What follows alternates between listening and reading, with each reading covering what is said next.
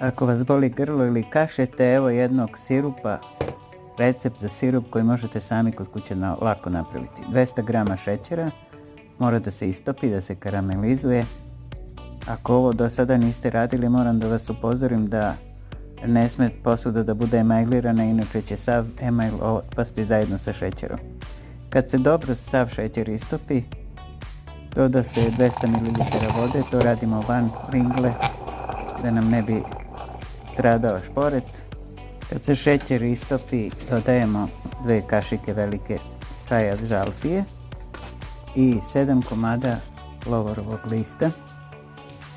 To još malo prokuča. Uveče pravimo, ostavimo da stoji preko noći, ujutru procedimo i može da se pije 1 velika kašika 3 puta dnevno. Brzo ozdravljenje želim!